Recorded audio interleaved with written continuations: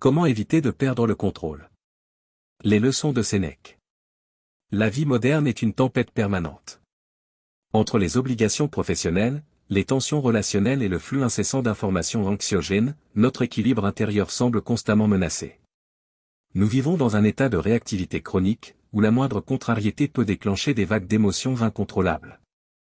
Pourtant, il y a 2000 ans, un philosophe romain avait déjà tracé le chemin d'une existence plus paisible, plus maîtrisée. Sénèque, figure majeure du stoïcisme, nous livre à travers ses écrits intemporels les clés pour ne plus être l'esclave de nos propres réactions.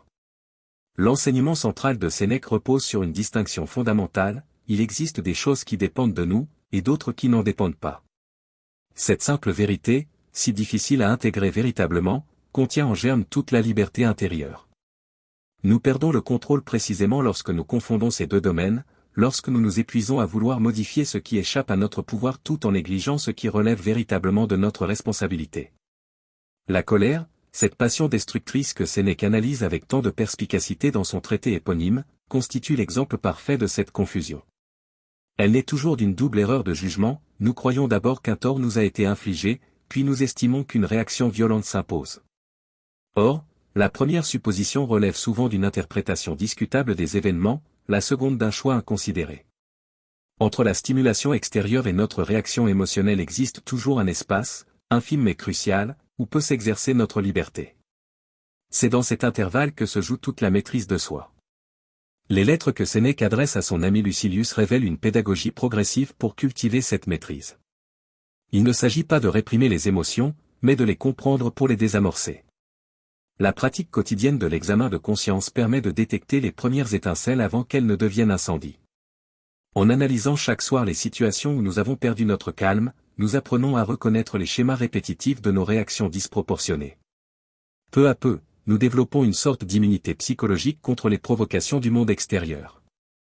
Un autre enseignement capital de Sénèque concerne notre rapport au temps.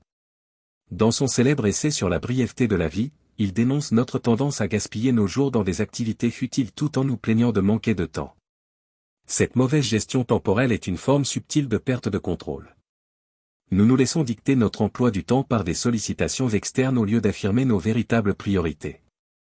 Le remède proposé est radical: considérer chaque journée comme une vie entière en miniature, en décidant consciemment comment nous voulons l'investir. Les obstacles eux-mêmes, selon la perspective stoïcienne, deviennent des opportunités d'exercer notre contrôle intérieur. Ce que nous appelons communément adversité n'est en réalité qu'une matière brute que notre jugement peut transformer. Un même événement sera vécu comme un drame insurmontable ou comme une épreuve formatrice selon l'interprétation que nous en donnons. Sénèque nous invite à pratiquer ce qu'il nomme la préméditation des mots, non par pessimisme morbide, mais pour nous familiariser mentalement avec les difficultés potentielles et ainsi réduire leur pouvoir de nous surprendre et de nous déstabiliser. La pratique de la méditation, telle que la concevait Sénèque, joue un rôle central dans ce processus de recentrage. Il ne s'agit pas de vider son esprit à la manière de certaines traditions orientales, mais au contraire de l'alimenter délibérément par des maximes fortes et des principes directeurs. Ces phrases ancrées dans la mémoire deviennent autant de remparts contre les assauts de l'impulsivité. Répétées et assimilées, elles finissent par orienter spontanément nos réactions dans le sens de la sagesse. L'environnement matériel lui-même participe à notre perte ou notre gain de contrôle. Sénèque, bien qu'immensément riche à certaines périodes de sa vie, pratiquait régulièrement des exercices de frugalité volontaire. En se passant temporairement de certains conforts, il renforçait son indépendance intérieure face aux aléas du destin. Cette discipline préventive permet de ne pas devenir l'esclave de ses propres possessions, de ses habitudes ou de son statut social. La mort enfin, thème récurrent dans l'œuvre de Sénèque, apparaît comme l'ultime test de notre maîtrise de soi. En apprivoisant quotidiennement l'idée de notre finitude, nous apprenons à hiérarchiser l'essentiel et l'accessoire. Cette conscience aiguë de la mortalité, loin d'être morbide, devient un aiguillon pour vivre pleinement chaque instant au lieu de le gaspiller en vaines agitations. L'actualité des leçons de Sénèque est frappante à notre époque d'hyperconnexion et d'immédiateté. Les notifications incessantes, les sollicitations permanentes créent un terrain idéal pour la dispersion et la réactivité émotionnelle. Les réseaux sociaux, conçus pour provoquer des réactions impulsives, exacerbent nos tendances à perdre le contrôle.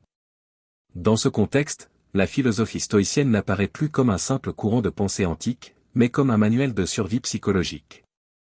Appliquée avec constance, Ces principes transforment progressivement notre manière d'être au monde. Les mêmes événements qui nous jetaient autrefois dans la confusion deviennent supportables, voire instructifs. Nous développons une sorte d'ancrage intérieur qui nous permet de traverser les tempêtes sans être emportés. Ce n'est pas un contrôle rigide et oppressif que propose Sénèque, mais au contraire une libération, la liberté de ne plus être le jouet de nos passions, des circonstances ou des opinions d'autrui. Cette autonomie psychologique constitue peut-être le plus précieux des héritages que nous ait légué le philosophe romain. Dans un monde qui semble s'accélérer et se complexifier sans cesse, retrouver cette capacité à garder le contrôle de ses pensées, de ses émotions et de ses actions équivaut à se donner les moyens de vivre plutôt que de subir. Le chemin est exigeant, mais chaque pas dans cette direction nous rapproche de cette sagesse pratique qui fait défaut à notre époque, l'art de demeurer maître de soi quelles que soient les circonstances.